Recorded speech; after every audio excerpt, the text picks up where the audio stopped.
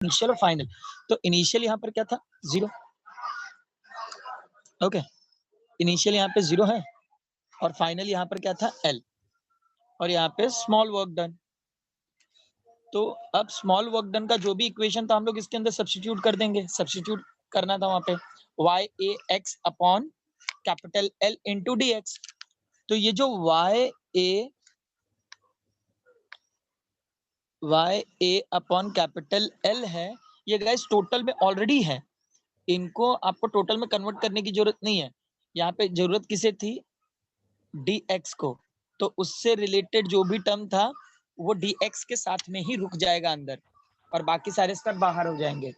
अब for example कि यहाँ पे dx की जगह पे अगर dA होता तो क्या होता, आयुष? ए अंदर रखते थे, बाकी सब बाहर। हाँ, तो यहाँ पे x बाहर आ जाता और a को अंदर रख लेते। समझे? yes, sir. ये कॉन्सेप्ट समझ में आया? अब इसके बाद कहाँ पे डाउट था? नहीं सर, बस इतना। अदर्स? कशिश yes, sir. कहाँ पे डाउट था? सर वो जो कशिश आपकी आवाज ही नहीं आ रही है।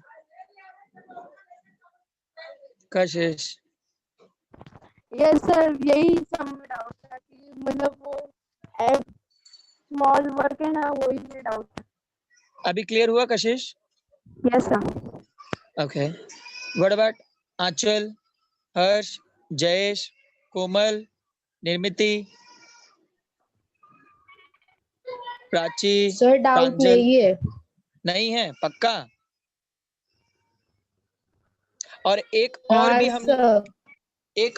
लोगों ने टॉपिक किया था पॉइजन्स रेशियो, रिमेम्बर?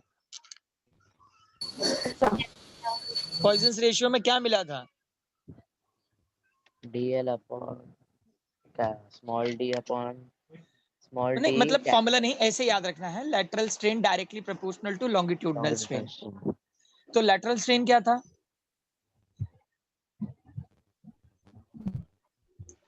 बताओ।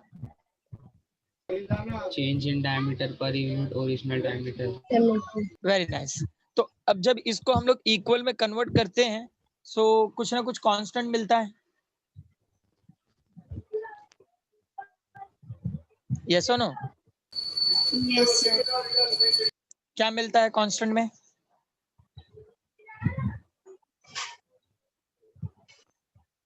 हाँ आयुष, कांस्टेंट में क्या मिला था? वो साइन पॉइजन रेशियो का। पॉइजन्स रेशियो का साइन, उसे सिग्मा कहते हैं। क्या कहते हैं? सिग्मा। सिग्मा याद रखो संगीता की माँ। सुने, इट्स अ सिग्मा। कोमल, कशिश, याद रहेगा सिग्मा? हाँ सर। Yes sir. याद रखो that sigma which is denoted over here the Poisson's ratio. Okay, आगे बढ़े, आगे बढ़े। Yes sir. ओके, अब गाइस यहाँ पे हम लोगों को स्ट्रेन एनर्जी भी लिखना था, तो नेक्स्ट हेडिंग दे दो स्ट्रेन एनर्जी। नेक्स्ट हेडिंग लिखो strain energy.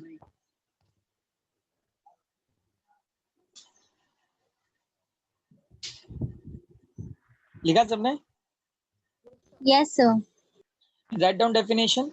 Strain energy is defined as an strain energy is defined as an elastic potential energy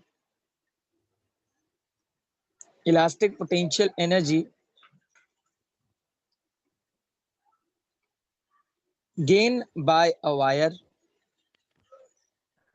return बोलो। Strain energy is defined as an, यहाँ तक लिखा? Yes sir. Defined as an elastic potential energy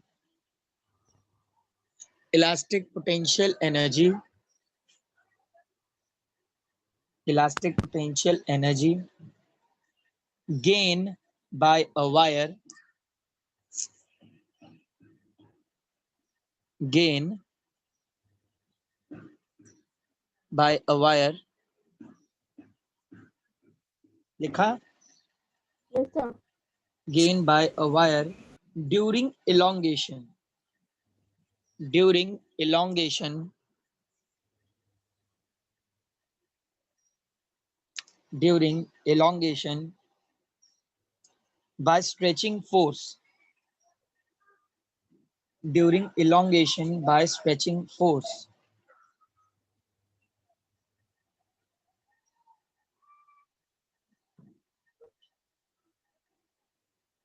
Done. Done all? Yes, sir. अब ये बात हमेशा याद रखना, work is always stored in the form of energy. ये जो वर्क होता है ये एनर्जी के फॉर्म में स्टोर होता है। ओके, फॉर एग्जांपल अगर 4 चैप्टर का टेस्ट है और अगर आप उसमें 2 ही चैप्टर पढ़ के जा रहे हो तो 2 चैप्टर पढ़ने के लिए आपने वर्क किया है, तो एग्जाम में लिखने की आपकी एनर्जी कितनी होगी? जितना वर्क किया है उतनी एनर्जी होगी। यस और नो? Yes. सो वर्क इतना याद रखना है, work which is always stored in the form of energy. So work का फॉर्मूला क्या था? Half into load into extension, right? यही था। Yes, sir. So work is stored in the form of energy, तो यहाँ पे एनर्जी में भी सेम फॉर्मूला होगा, that strain energy which is the half into load into extension. लिख लो same formula.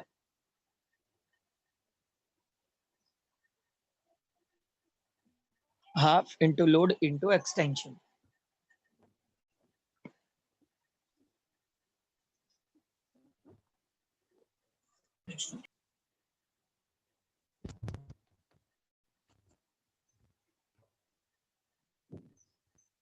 Done, sir.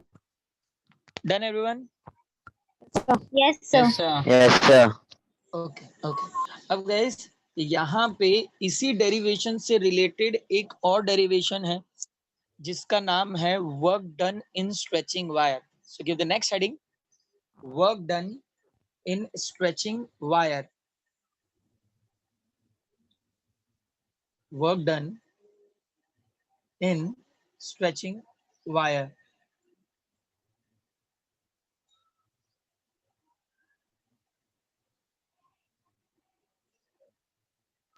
Yes, sir. लिखा सबने? Yes, sir. Yes, sir. Yes, sir. Okay. अब गाइस यहाँ पे work done in stretching wire है, तो वर्क डन स्ट्रेचिंग वायर हम लोगों ने ऑलरेडी किया है। यहाँ पे work done stretching wire per unit volume, heading complete किया, work done in stretching wire per unit volume, per unit volume.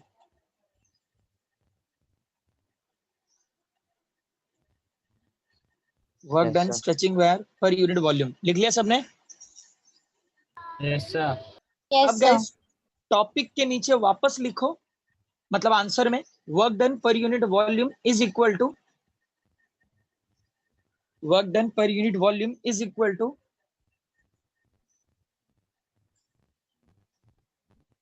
Work done per unit volume is equal to work done stretching wire, work done in stretching wire, work done per unit volume is equal to work done in stretching wire upon volume of wire, upon volume of wire, upon volume of wire। लिखा सब लोगों ने? Yes, sir. Okay. अब guys work done in stretching wire में formula क्या मिला था हमने? Half into F into L. Right. So half को मैंने साइड में लिख लिया, फोर्स इनटू स्मॉल एल को मैंने एक साथ लिख लिया। अच्छा, वॉल्यूम की जगह पे एरिया इनटू लेंथ लिख सकते हैं क्या? Yes, sir. क्योंकि वॉल्यूम क्या होता है? Metre cube is equal to area into length भी मीटर क्यूब ही होगा। यस और नो? Yes. तो अभी गाइस Yeah. यहाँ पे वॉल्यूम की जगह पे will write area into length. ये एरिया इनटू लेंथ कैसे है, समझ में आया सबको? यस और नो? Yes, sir. अब गाइस यहाँ पे इस टर्म को सेपरेट कर देंगे, सेपरेट करेंगे तो इक्वेशन मिलेगा half into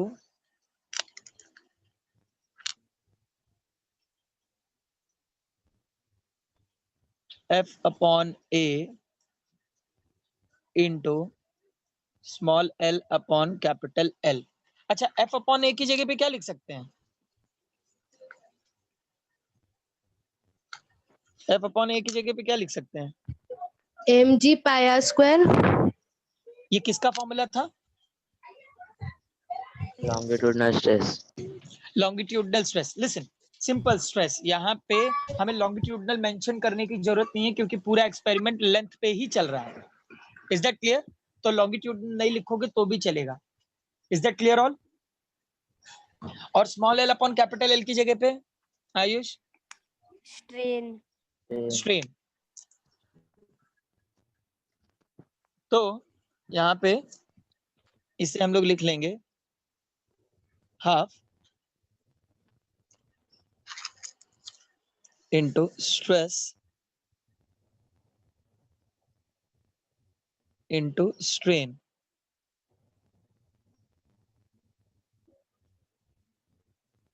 half into stress into strain.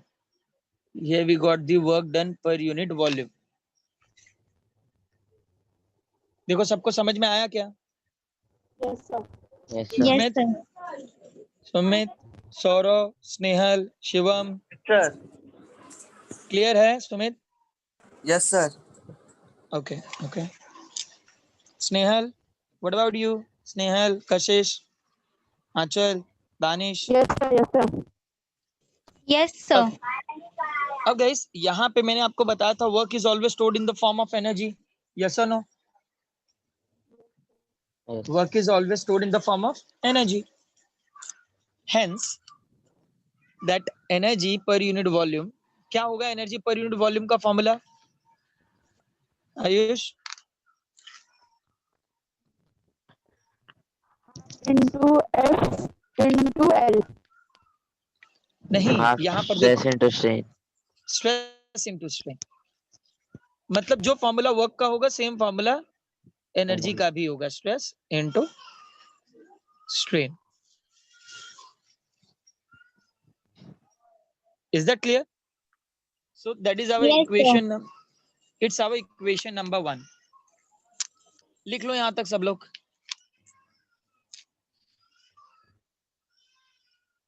Write down equation number 1.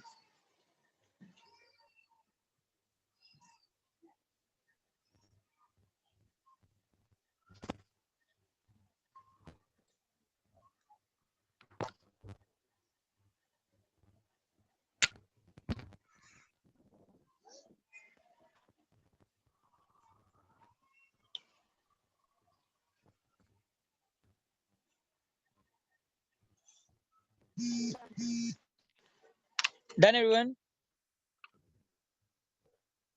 Yes sir. No, sir. Okay. कर लो, लिख लो आराम से।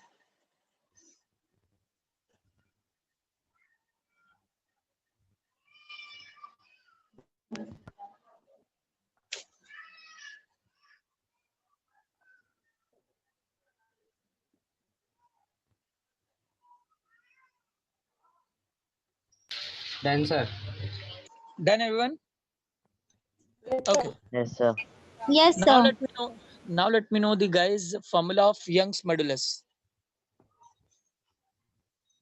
Stress upon strain. Stress upon strain. Basically, we having a longitudinal stress upon longitudinal strain. So यहाँ पे longitudinal लिखने की जरूरत नहीं है because that derivation which is depend on the concept of the length. तो जो equation है यहाँ पर होगा Young's modulus stress upon strain, right? अब गाइज अगर मैं यहाँ से स्ट्रेस फाइंड आउट करूं तो इक्वेशन क्या मिलेगा? If you find out the stress from here,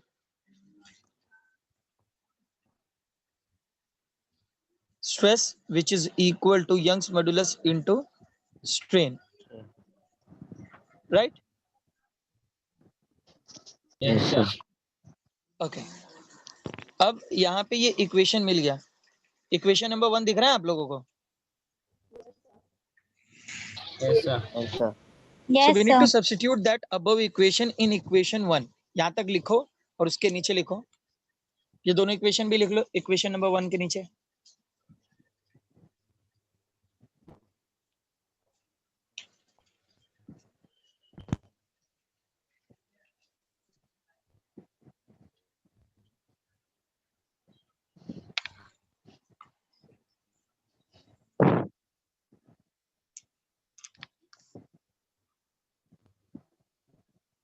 लिखे सबने? Yes, sir. Yes, sir. Okay. अब गाइस उसके नीचे लिखो substitute above equation in equation 1. Substitute above equation in equation 1.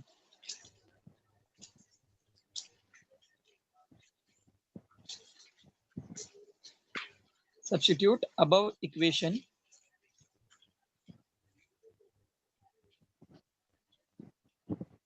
in equation 1. Done, Yes, sir. sir. Okay. अब guys हम लोग क्या करेंगे? सब्स्टिट्यूट करेंगे यहाँ पे. If we substitute that equation in equation number 1, so what we had that term over there, that energy per unit volume is equal to half. Instead of stress, we'll substitute over there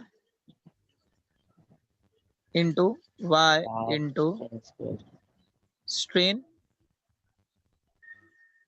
ये किसकी जगह पे लिखा हम लोगों ने? Stress की जगह पे, राइट? Yes, और sir. ऑलरेडी एक स्ट्रेन यहाँ पे है.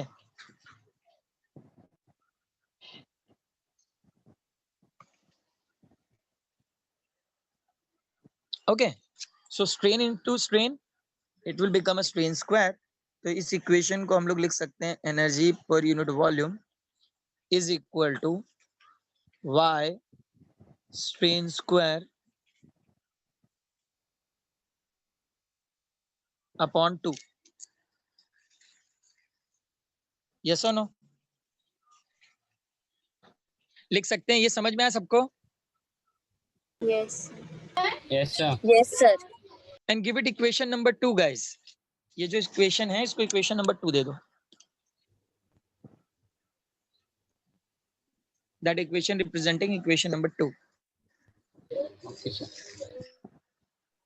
Sir, हाँ sir, doubt है. पूछो. Sir, ये white screen सारी screen में नहीं है. आवाज लैग हो रही है. आपने E upon V is equal to half into Y strain upon strain निकालना. कशिश यहाँ पे स्ट्रेस का इक्वेशन हम लोगों ने इक्वेशन नंबर 1 में सब्स्टिट्यूट किया है. देखो ये वाला जो इक्वेशन है हम लोगों ने स्ट्रेस में सब्स्टिट्यूट किया है. दिख रहा है आपको? Yes, sir.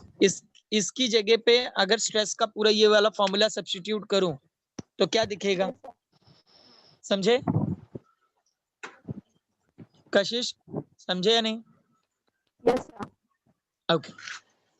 Thank you, sir. लिख लो इक्वेशन नंबर 2 तक लिख लो. Done, sir. Done everyone? Yes, No, sir. sir. Yes. sir.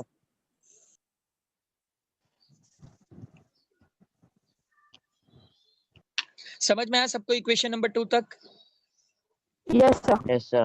Yes, Guys, sir. याद रखना अभी तक 2 यहाँ पे फॉर्मूला मिल चुके हैं एनर्जी पर यूनिट वॉल्यूम के.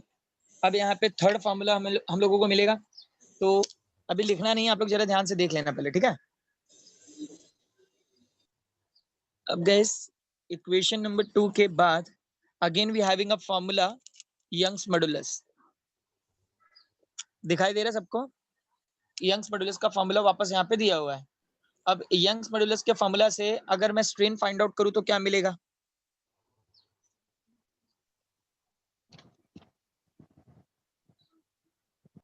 Stress upon Y.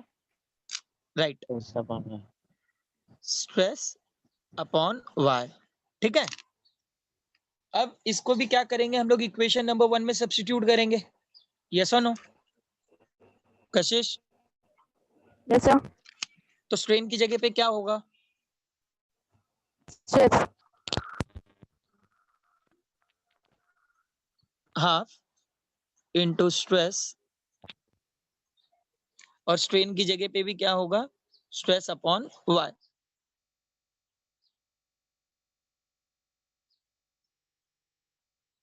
Stress upon Y. तो आयुष, इन सबको अरेंज करके कैसे लिखेंगे Ayush? E upon V is equal to हाँ, stress square upon 2Y. Stress, right.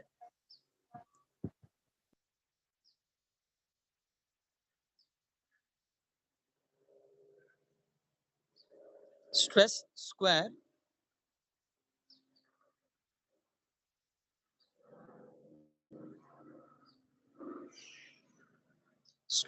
Square upon 2y। Is it our equation number 3? पहले देख लो ये इक्वेशन नंबर 3 समझ में आया है नहीं आप लोगों को? यस और no everyone? Yes, sir. Clear है सबको? क्लियर Yes, है sir. सबको? Yes, yes, sir. ओके, एक सेकेंड है, मैं पहले रब कर देता हूँ, जो नहीं लिखना है नहीं तो सब लिख दोगे। देखो इक्वेशन नंबर 2 से नीचे लिखना है, ये पूरा अभी दिख रहा है जितना स्क्रीन में ना, ये इक्वेशन नंबर 2 के नीचे लिखना है। ठीक है,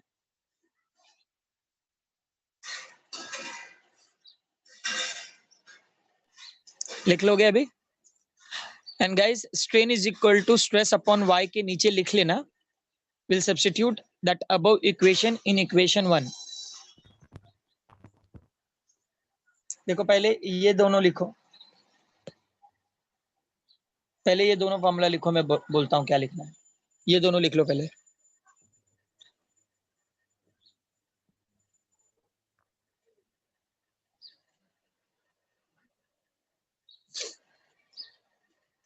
लिखे दोनों इक्वेशंस लिखे?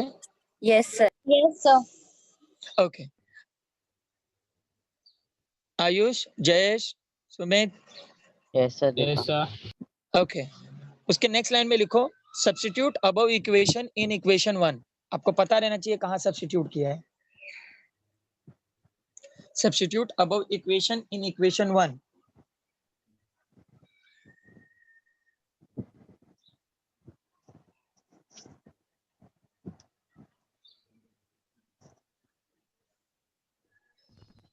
Yes sir.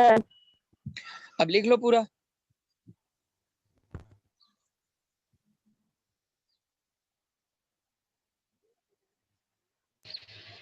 Sir, done. Done everyone?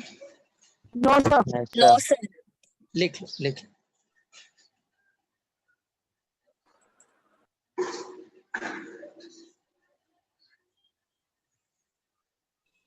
Done, sir. Okay, हुआ सबका? Yes sir. अब गाइज मुझे ये बताओ कि दोनों डेरिवेशन आप लोगों को समझ में आए हैं या नहीं? Yes, sir. समझ में आया सर।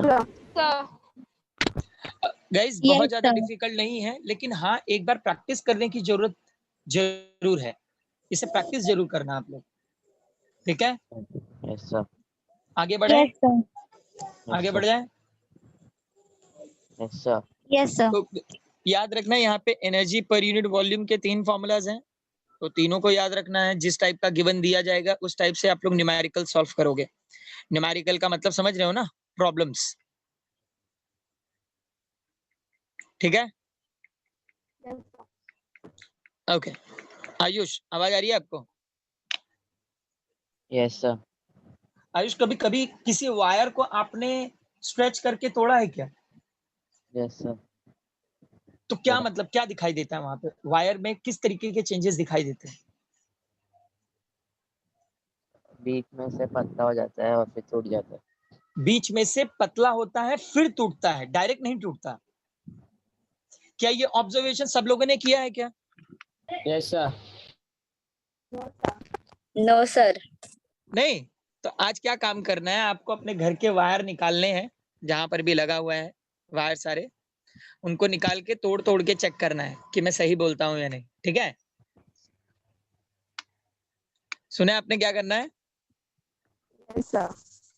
ओके। अब गाइस ये एग्जैक्टली क्या है इसके बारे में डिस्कशन करना है आज हम लोगों को, लेकिन उसके पहले आज के बाद जब भी आप लोग कोई वायर तोड़ोगे या फिर आपके सामने कोई वायर तोड़ेगा तो याद रखना उनको ये सारी बातें बताना जरूर जो मैं आज आपको बताने वाला हूँ। ठीक है?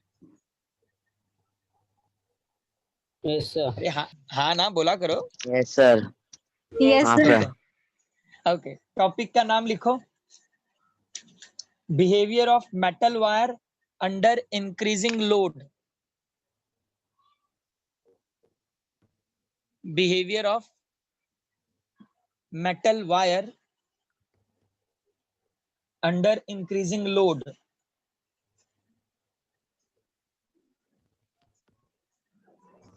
Behavior of metal wire under increasing load। Load, हाँ, Done, sir. लोड का मतलब फोर्स है, ये याद रखना। ठीक है, तो पहले सही तरीके से समझ लेते हैं, फिर आप लोग बाद में डायग्राम बनाना। ठीक है? सर क्या था behaviour of metal wire? Metal wire under increasing load. Under increasing load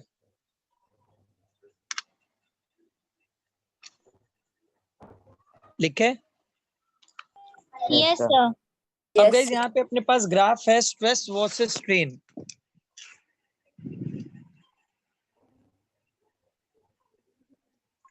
stress versus strain graph है हमारे पास यहाँ पे, जहां पे हम लोग एक वायर लेंगे और उसे तब तक फोर्स अप्लाई करते रहेंगे जब तक कि वो ब्रेक ना हो जाए। सुना आप लोगों ने? हम लोगों को तब तक यहाँ पे फोर्स अप्लाई करना है जब तक कि वो ब्रेक ना हो जाए।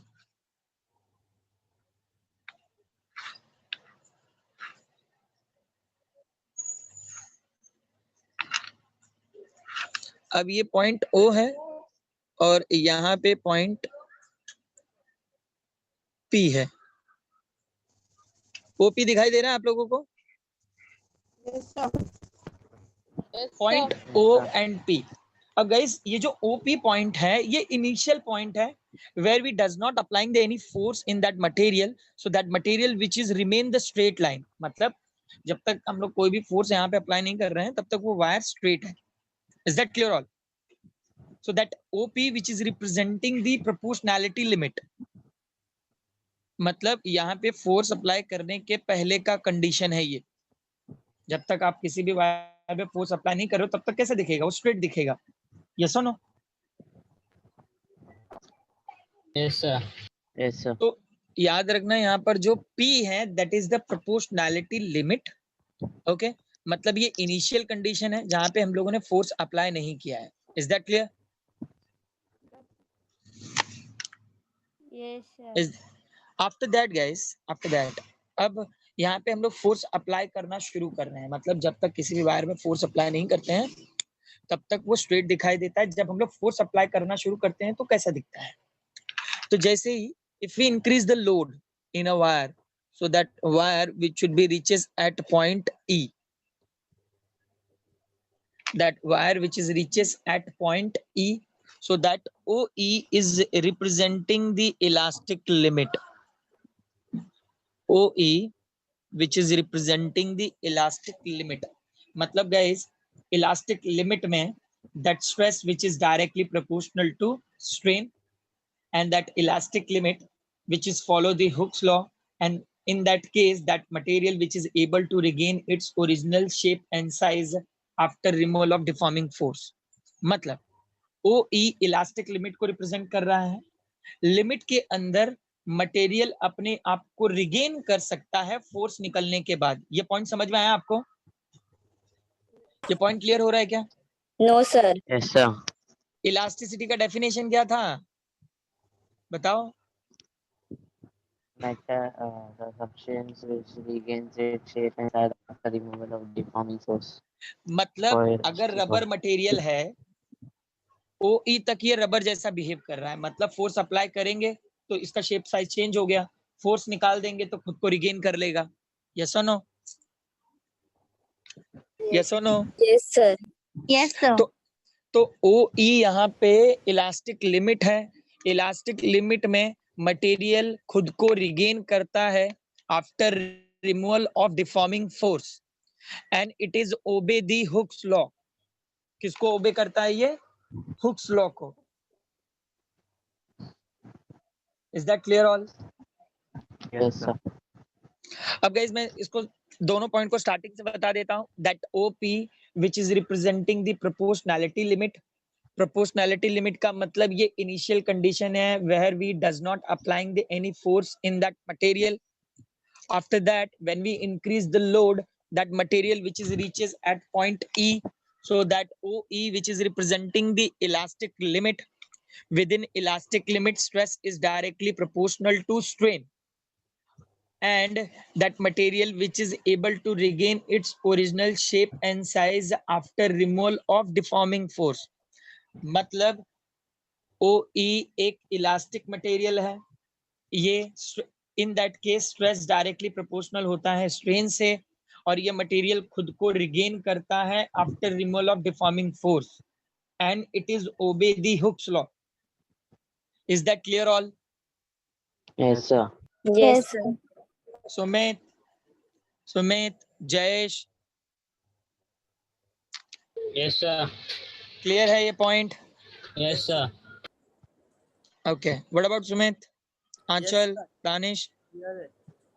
Yes, sir. sir. It is clear. Okay, Harsh, Harsh, Jayesh, Komal? Yes, sir. Clear है. ओके, अब गाइस इसको आगे लेके चलते हैं। तो एक बार मैं वापस इन पॉइंट को एक्सप्लेन कर रहा हूँ, जरा ध्यान से सुनना। OP which is representing the proportionality limit, it is the initial condition of the wire where we does not applying the any force in it. When we increase the load, that material which is reaches at point E, so that OE which is representing the elastic limit, in that case stress is directly proportional to strain, and material which is able to regain its original shape and size after removal of deforming force, and it is obey the Hooke's law. ये Hooke's law को follow करता है। अब अभी तक material break नहीं हुआ है गाइस, तो हम लोग वापस यहाँ पे फोर्स इंक्रीज करेंगे। फोर्स इंक्रीज करेंगे तो ये जो मटेरियल है विच is not remain a straight line, अब मटेरियल थोड़ा इस तरीके से दिखाई देना शुरू होगा गाइस। अब मटेरियल थोड़ा सा फ्लोट होना शुरू होता है। अगर आप लोग देखोगे तो फोर्स अप्लाई करने के बाद मटेरियल इस तरीके से दिखाई देना शुरू करता है। तो इसको थोड़ा ओरिजिनल से कंपेयर करते हैं। ओरिजिनल मटेरियल हमारा इस तरीके से था, ये हमारा ओरिजिनल वायर था। ओके, अब यहाँ पर जो मटेरियल है वो मटेरियल क्या हो रहा है, फोर्स अप्लाई कर दिया है तो मटेरियल का शेप और साइज चेंज हो गया है, मतलब मटेरियल इस तरीके से दिखने लगा है। तो यहाँ पे पॉइंट O था, यहाँ पे पॉइंट O है और यहाँ पे पॉइंट S है, यहाँ पे पॉइंट S है। तो गाइज ये जो OS का जो पॉइंट है इसको कहते हैं परमानेंट सेट। क्या कहते हैं इनको? Permanent set. मतलब अब मटेरियल खुद को रिगेन नहीं कर सकता, मतलब that material which is reaches at point E dash पे पहुंच जाएगा और यहाँ पे एक पॉइंट जनरेट हो जाएगा जिसको S कहते हैं। याद रखना OS परमानेंट सेट होता है। OS क्या होता है? Permanent set. मतलब अब मटेरियल अपने आप को रिगेन नहीं कर सकता। सुना आप लोगों ने? Yes, sir. Yes, That sir. material which is not able to regain, अब मटेरियल के अंदर वो कैपेबिलिटी नहीं रह गई है कि फोर्स निकलने के बाद ये खुद को रिगेन करे। समझ रहे हो? फोर्स निकलने के बाद ये अब खुद को रिगेन नहीं कर सकता, तो उसे OS कहते हैं, मतलब परमानेंट सेट है। तो यहाँ पर जो दूसरा पॉइंट है वो OS के ऊपर है, permanent set. Is that clear? Yes, sir. अब कौन से कंडीशन में मटेरियल खुद को रिगेन नहीं कर पा रहा था? इलास्टिक में या प्लास्टिक में? Plastic Plastic. में प्लास्टिक मटेरियल में खुद को रिगेन नहीं कर पा रहा था। मतलब इस पॉइंट का मतलब इस कंडीशन का नाम है प्लास्टिक लिमिट। मतलब यहाँ पर जो दूसरा पॉइंट जनरेट होगा वो होगा एस ई डैश का। तो S E dash plastic limit है। सो प्लास्टिक लिमिट में that material which is not remain a straight line and it is reaches at point E dash. So plastic limit में material खुद को regain नहीं कर पाता after removal of deforming force and it does not obey the Hooke's law. बस इतना ही लिखना है। मतलब यहाँ पर आपको सबसे पहले इलास्टिक लिमिट के बाद लिखना है that material which is having the permanent set. So OS which is representing the permanent set. After that material which is reaches at point E dash. S E dash is plastic limit. Plastic limit के बाद पूरा definition and it is not obey the Hooke's law. Clear हुआ यहाँ तक सबको? Yes. एक बार तीनों point वापस करा दूं? Yes, sir. Yes, sir. Okay. अब guys starting से here we having a one point OP, that OP which is representing the proportionality limit. मतलब ये वायर का इनिशियल कंडीशन होता है। क्या होता है ये वायर का initial condition? So that OP which is representing the initial condition of wire where the wire should be a straight, मतलब इस कंडीशन में वायर स्ट्रेट होता है। तो जब हम लोग फोर्स अप्लाई करेंगे तो ये मटेरियल ई तक पहुंच जाएगा। तो OE इलास्टिक लिमिट है। इलास्टिक लिमिट में स्ट्रेस डायरेक्टली प्रोपोर्शनल होता है स्ट्रेन से और ये खुद को रिगेन कर सकता है after removal of deforming force. मतलब खुद को ये वापस अपनी जगह पे लेके जाएगा जब फोर्स निकल जाता है। ठीक है। अब इसके बाद आप लिखोगे when we again increase the load so that material which is having the set point OS which is representing the permanent set, मतलब अब मटेरियल खुद को कभी भी रिगेन नहीं कर पाएगा। that condition which is known as the plastic limit, so that SE dash is the plastic limit, and in that case that material which does not regain its original shape and size after removal of deforming force, मतलब force निकलने के बाद material अब खुद को regain नहीं कर सकता। Is that clear all? Yes, sir. अब आगे बढ़ जाए। Yes, sir. Yes, sir. अब गाइस ये जो फ्लोट हो रहा है ना, आप लोग देख रहे हो कि ये शेप में क्या हो रहा है, फ्लोइंग जैसा आ रहा है। मतलब यहाँ पर ये इस तरीके से जो दिख रहा है मटेरियल में, इसको हम लोग यील्ड पॉइंट कहते हैं। क्या कहते हैं इसको? Yield point. यील्ड पॉइंट को प्लास्टिक फ्लो भी कहते हैं। याद रखना, यील्ड पॉइंट को प्लास्टिक फ्लो भी कहते हैं। Is that clear all? Yes, sir. Yes. अब बेसिकली जब हम लोग फोर्स यहाँ पे और इंक्रीज करेंगे so that material which should be started to flow, मतलब ये मटेरियल फ्लो करना शुरू कर देगा and it should be reaches at the yield point. It should be reaches at the yield point. Yield point को plastic flow भी कहते हैं। मतलब प्लास्टिक कंडीशन में मटेरियल स्ट्रेट नहीं होता, मटेरियल फ्लो होता रहता है, इसलिए इसे यील्ड पॉइंट कहा जाता है। यील्ड पॉइंट क्या होता है समझ में आया सबको?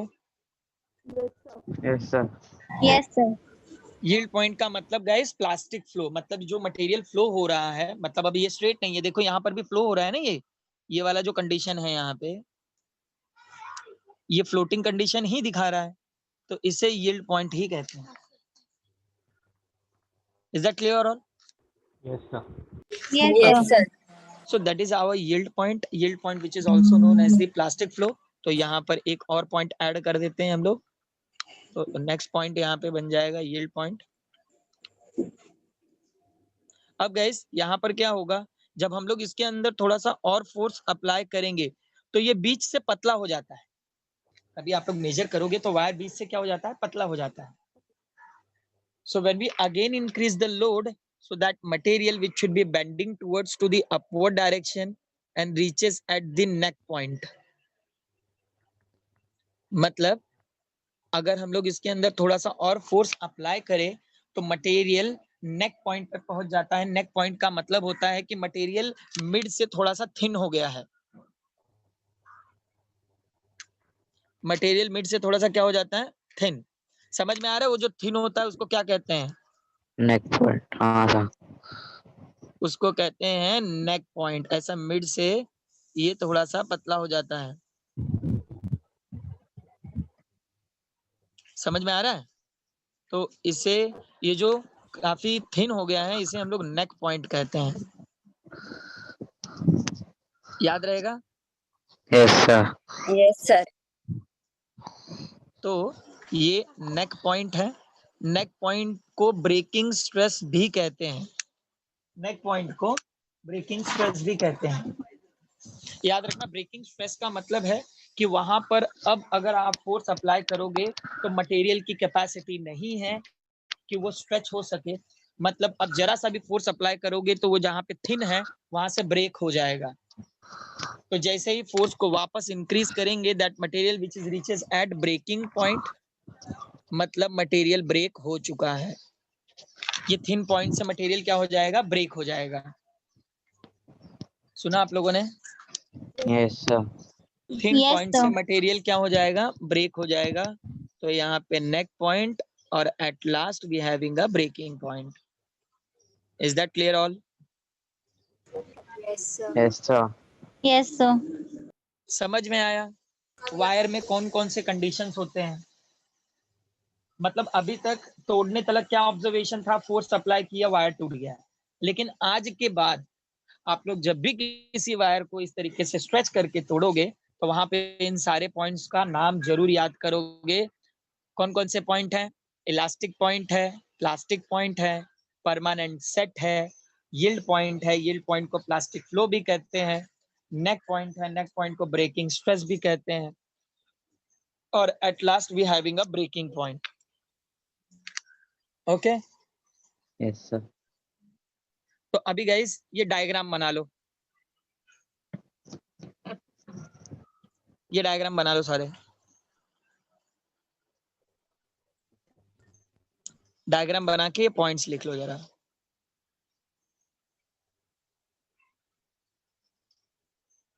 Yield point, neck point and breaking point. Guys breaking point को फ्रैक्चर पॉइंट भी कह सकते हैं।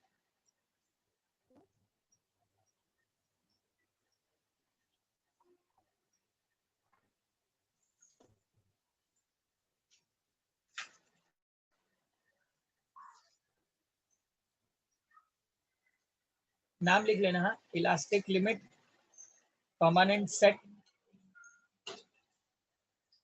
फिर plastic limit, after that yield point. Yield point को प्लास्टिक फ्लो कहते हैं, नेक पॉइंट को ब्रेकिंग स्ट्रेस भी कहते हैं, after that breaking point.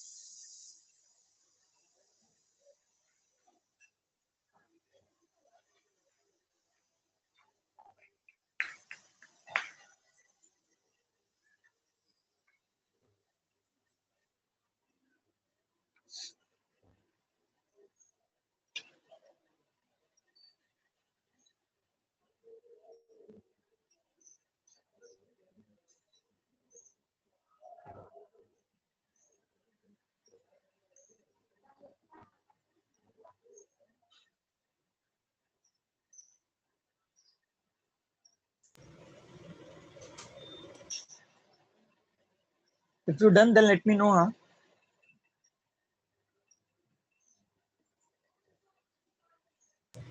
Done, sir. Done, sir. Done everyone? Yes, sir. Yes, sir.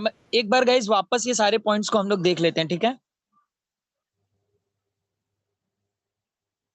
अब गाइस यहाँ पे सबसे पहले हम लोगों ने क्या लिया था? एक वायर लिया था, एक सिंपल सा वायर। ठीक है, तो यहाँ पर ये जो वायर का पॉइंट होगा, इस पॉइंट को हम लोग ओपी कहते हैं। क्या कहते हैं इसको? ओपी। ओके ओके, तो यहाँ पे हम लोग लिख लेते हैं ओ और यहाँ पे लिख लेते हैं पी।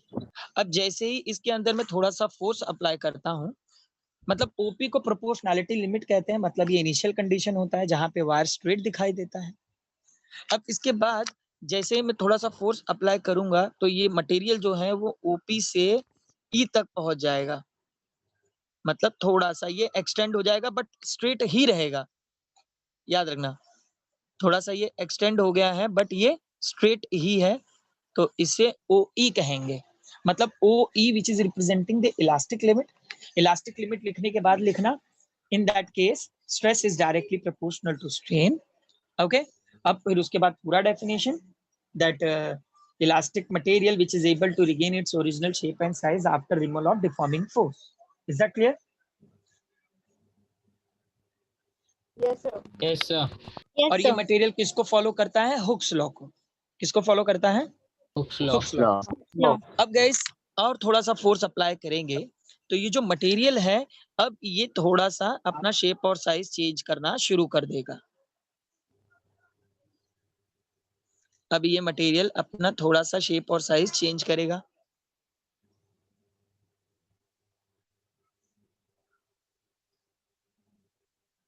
ओके, तो अब ये मटेरियल चेंज हो गया है। तो गाइज यहाँ पे हमारे पास O था और यहाँ पे S है, तो O और S के बीच में जनरेट हो गया परमानेंट सेट। मतलब अब मटेरियल कभी भी खुद को रिगेन नहीं कर सकता, तो इस पॉइंट को हम लोग ई डैश कहेंगे। सो एस से लेके ई डैश तक प्लास्टिक लिमिट है, तो प्लास्टिक लिमिट में मटेरियल खुद को कभी भी रिगेन नहीं कर पाता और ये हुक्स लॉ को फॉलो नहीं करता। समझ में आया एस ई डैश कैसे दिखाई दे रहा है? Yes, sir. अब Yes, गाइस sir. यहीं पे जनरेट होता है हमारा यील्ड पॉइंट। यील्ड पॉइंट का मतलब होता है प्लास्टिक फ्लो। तो ये जो मटेरियल फ्लो हो रहा है, ये जो कंडीशंस फ्लो हो रहे हैं, इसे यील्ड पॉइंट, और यील्ड पॉइंट को प्लास्टिक फ्लो भी कहते हैं। प्लास्टिक फ्लो समझे सब लोग? मतलब जो मटेरियल फ्लो हो Yes, रहा है, ये स्ट्रेट नहीं दिखाई दे रहा है, फ्लोटिंग में दिखाई दे रहा है, तो इसको प्लास्टिक फ्लो कहते हैं। तो ये प्लास्टिक फ्लो लिखने के बाद आगे बढ़ जाएंगे। When we again increase the load so that material which should be a bending towards to upward direction and reaches at neck point। मतलब यहाँ पे मटेरियल क्या हो जाता है? थोड़ा सा पतला हो जाता है। ये मटेरियल देख रहे हो, थोड़ा सा ये क्या हो गया, यहाँ थिन हो गया है, मिड से थोड़ा सा थिन हो जाता है ये। अगर कभी मेजर किया होगा तो पता होगा आपको कि टूटने से पहले ये एक जगह से इस तरीके से थिन हो जाता है। तो गाइस इसी थिन टर्म को हम लोग कहते हैं नेक पॉइंट। इसी थिन पॉइंट को हम लोग क्या कहेंगे? नेक पॉइंट। समझे? Yes, नेक sir. पॉइंट का मतलब ब्रेकिंग स्ट्रेस भी होता है, जहां पे मटेरियल बहुत ज्यादा पतला हो जाता है। अब होगा क्या, थोड़ा सा भी फोर्स अप्लाई करोगे तो फोर्स अब मटेरियल में रुक नहीं पाएगा और मटेरियल ब्रेक हो जाएगा। तो जब भी ब्रेक होगा तो उसे ब्रेकिंग पॉइंट या फिर फ्रैक्चर पॉइंट भी कह सकते हैं। समझ में आया सबको? Yes, sir. yes, sir. Yes और no everyone? Yes, Yes, sir. Yes, sir. sir. Yes, sir. अब जिसका Yes, जो sir. भी डाउट है वो क्लियर कर लो। जिनका जो भी डाउट है वो क्लियर कर लो कि यहाँ पर कौन से पॉइंट में आपको दिक्कत है। Clear है sir. Anchal, is there any doubt? No, sir. Anjali, No, sir. Kashish, No, sir. Ayush, No sir. Danish, Jayesh, Komal, No, sir. No doubt. No, sir. No, sir. Nirmiti, Prachi, Prajakta, Pranjal, No, sir. Riddhi, Shivam, Snehal, Saurav, Sumit, No sir.